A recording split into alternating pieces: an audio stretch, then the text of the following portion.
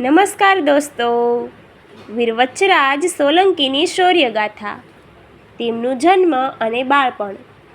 વીર વચ્છરાજ દાદાનો જન્મ પાટણ જિલ્લાના સાંતલપુર તાલુકાના કાલરી ગામમાં સોલંકી રાજપૂત પરિવારમાં થયો હતો. તેમના પિતા કાલરીના શાસક હતા.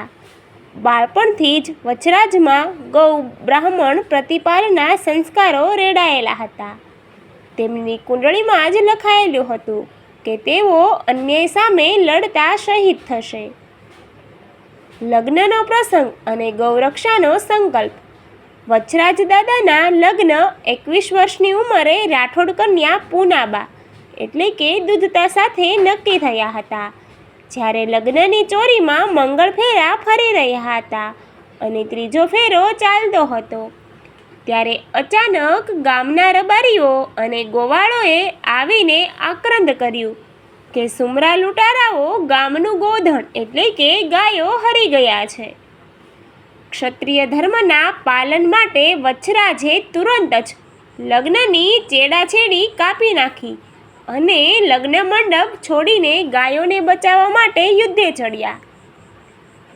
તેમણે પ્રતિજ્ઞા લીધી કે જ્યાં સુધી ગાયો મુક્ત નહીં થાય ત્યાં સુધી તેઓ જમશે નહીં. રણ મેદાનમાં મહાયુદ્ધ.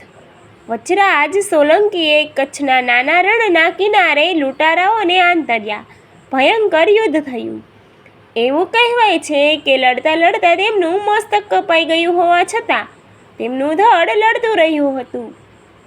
આ ચમત્કાર જોઈ લૂંટારુઓ ભાગી છૂટ્યા અને ગાયો સુરક્ષિત થઈ. જે ગાયની રક્ષા માટે તેમણે બલિદાન આપ્યું તેને વેગડ ગાય તરીકે ઓળખવામાં આવે છે. સમાધિ અને ધાર્મિક મહત્વ. મુખ્ય સ્થાન.